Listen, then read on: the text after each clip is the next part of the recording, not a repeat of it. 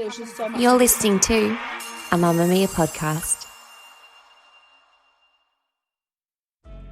It's the last place you want to be fainting. That is not somewhere you want to be falling on the ground. Yeah, you do not want to be fainting doing a shit, but it happens. Okay. I have seen many patients with it. You'll be surprised with how many people have passed out. I didn't realise that passing out after a poo was a thing. Yeah, it is a thing. Defecation syncope.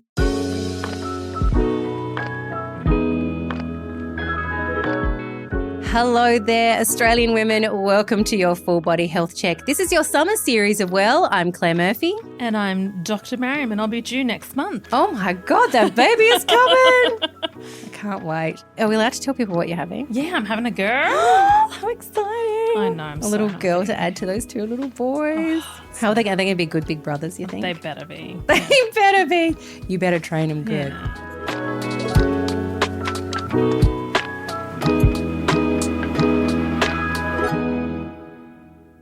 So we are halfway through the summer escape from usual programming here at Well. We're basically having little summer flings each week, which is what we're doing right now. On the way, Olivia has a question about something that happens to her after almost every meal that is starting to freak her out a little bit. But next, we are heading to med school, Mariam, to find out why we sometimes feel very happy after we do a poo. Welcome to med school. All right, if poo chat does freak you out, just be aware we are talking about poos right now. So, just take a deep breath. It's fine. We're talking about the shit. There's lots of different words for excreting out the back door, but this is... Feces, shit, poo. Any more? Caca. Caca, yeah. All of the above. But have you ever gone to the toilet for a number two and done what I can only describe as like really satisfying poo? Can I just tell you a little story? Sure, you can. My husband used to do a lot of travel to Africa, and he used to have like a lot of processed food when he was there. So his poos would always change every time he travelled. And please don't tell me you can tell where that man has been by the smell of his poos. I can actually. No! But off topic, he was away and he's like, are you alone? I'm going to send you a picture. And I'm like, oh, is he going to send me a dick pic? And he's like, I've done something so bloody amazing and I need to show someone. And he did the longest poo and it was in the shape of a heart. I have never heard of a heart-shaped poo. That is hilarious. Yeah, I don't know if I was like impressed or like disgusted, impressed, all of the things all at the same time. It's like, oh, that's so sweet, babe. That is hilarious. That's how you know you're in a good long-term relationship, when you can share stuff like that. Now, look, I don't mean you've done a heart shape, but it's almost like you felt like you needed to do a bit of a dance afterwards because it felt relieving and satisfying, and I don't even know how to explain it, but like there's this euphoric feeling that you get after doing like a really good poo. And let me tell you that this is a real scientific thing. I love it. Tell me. It's called poo euphoria. Ooh. Or poophoria. Poophoria. If you would like to. It refers to the sense of bliss, relief, or even that mild euphoria that some people experience after a satisfying bowel movement. It's not just a weird thing. There is genuine science behind it. The main reason comes down to a very powerful nerve in our body. It is called the vagus nerve. I love this nerve. This nerve runs from your brainstem all the way down to your colon and is involved in controlling a heap of bodily functions, including digestion, your heart rate, blood pressure. Lots of different things are tapped into the vagus nerve. Stimulation of the vagus nerve during a bowel movement, especially a large or much needed one, which Mariam and I had a chat about after she was first pregnant and very heavily constipated. Yeah. She messaged me. I needed an enema. She messaged me and said, I finally did a poo, and we were very celebratory for her. So what happens is your colon and your rectum stretch and contract when you are doing a poo.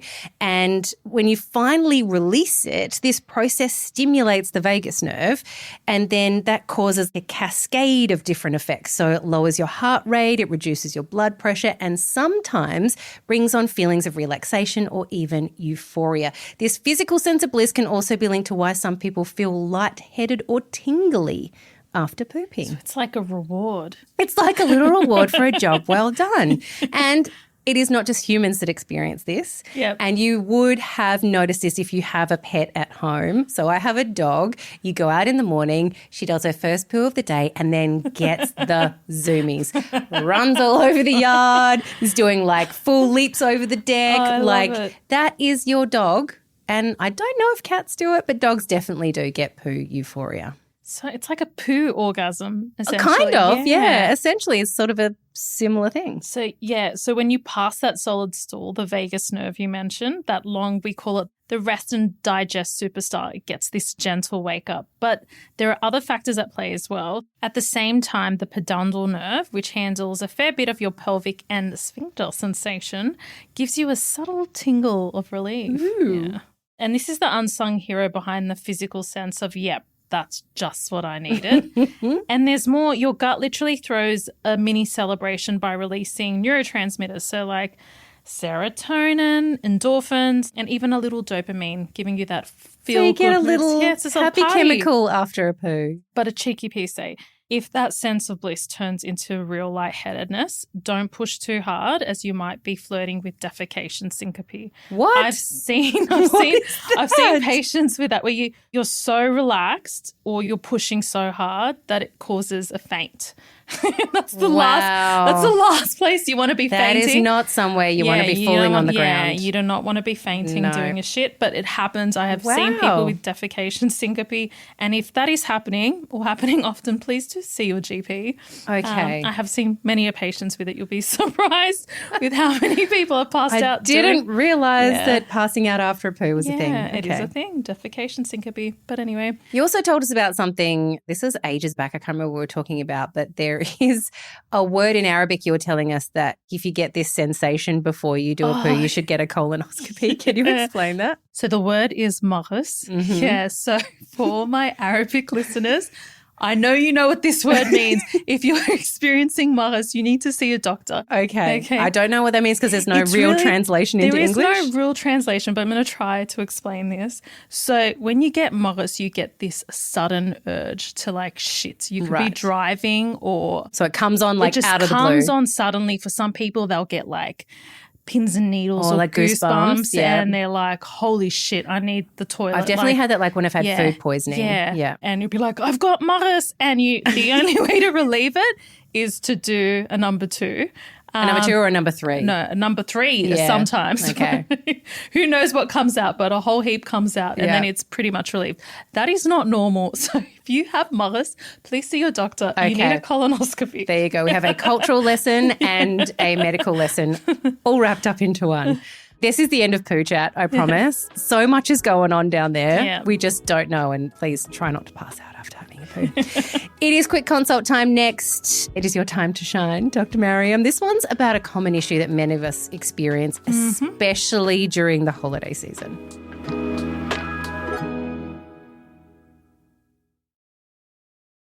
Okie dokie, it is quick consult time. Please welcome us in, Dr. Mariam. The doctor will see you now just through here to consult room 1. Thanks for waiting. How can I help you? So, Mariam, Olivia is having some holiday season heartburn issues. Let's see if we can help her out. She wrote, I've noticed recently that I seem to be getting heartburn more often, almost after every meal. It's uncomfortable and is actually starting to get a bit worrying, to be honest.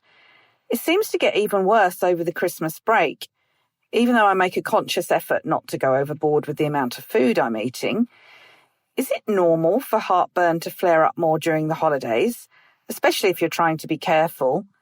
Should I be concerned about how often I'm experiencing it, or is this just something that comes and goes? I'd really appreciate any advice or tips you have for managing this. Lovely patience. Yes.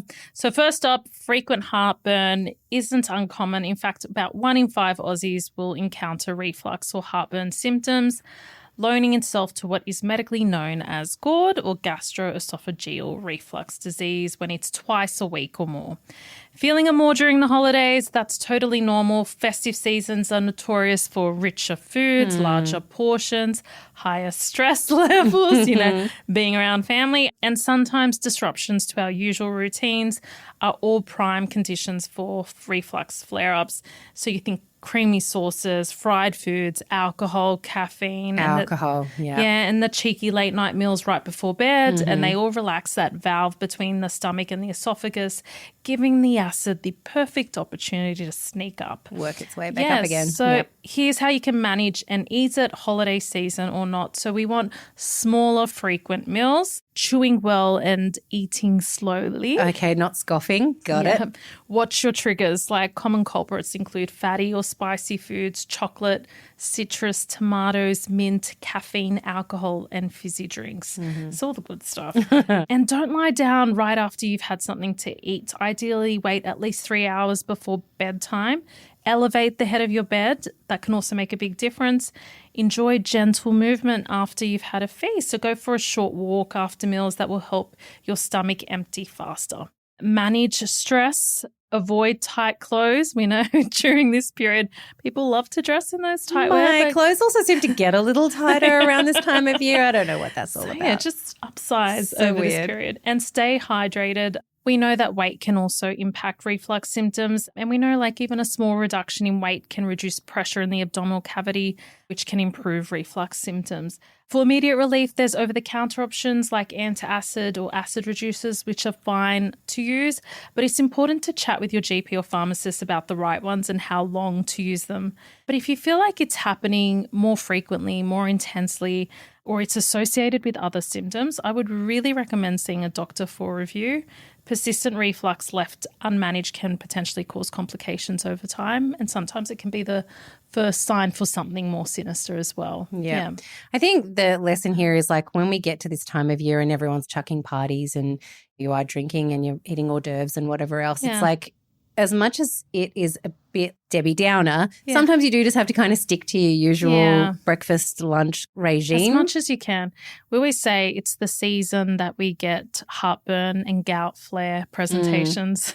We're like seeing all the gout Your episodes. GP is like, we know what's happening. Yes. Yeah, okay. Thank you for the question, Olivia. Thanks for hanging out with us today. We hope you're having a great break from work. If you're getting a break from work, we know not everybody does, and we appreciate the fact that you are manning the shops that we are currently going to. Thank you very much. And for the healthcare workers out there. Yeah, everyone in a hospital, everyone in a clinic who's making sure. And, of course, around this time of year we see spikes in a lot of emergency room visits because we're dumb and drunk and doing stupid things with our siblings. Calm down. Yeah, calm down and just be kind to all the staff there. Yeah. They're giving up a lot of their holiday time to be there to care for you. And that's for all the staff, from reception to doctors to nursing staff. So just be kind and loving. We really appreciate it. Oh, they're looking after you. Yeah. Be nice. Sending a big heart-shaped poo. Please don't send heart-shaped poos. Reminder, any info that you have heard here today is general advice, which means you can take it to your own GP. You can tell them all of the advice you've heard here today and just make sure that what you end up with is the advice that is correct specifically for you. So much is going on down there. Yeah. We just don't know, and please try not to pass out after having a poo. Later this week, though, we are going to be shaking up a little bit. You're going to get well twice a week for the next couple of weeks. We're going to have a real life story for you. So that's going to drop on Boxing Day for when you're trying to digest your Christmas lunch. We're going to be speaking to Brisbane mum Katie Eccleston.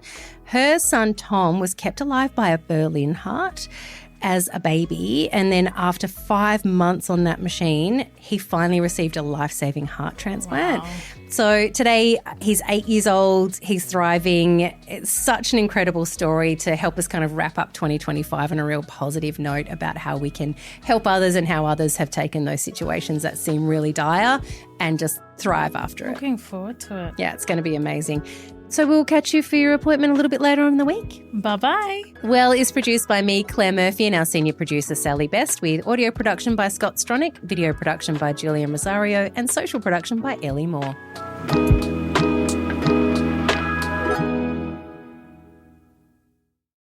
Mamma Mia acknowledges the traditional owners of the land we've recorded this podcast on, the Gadigal people of the Eora Nation and the Wonnarua people. We pay our respects to their elders past and present and extend that respect to all Aboriginal and Torres Strait Islander cultures.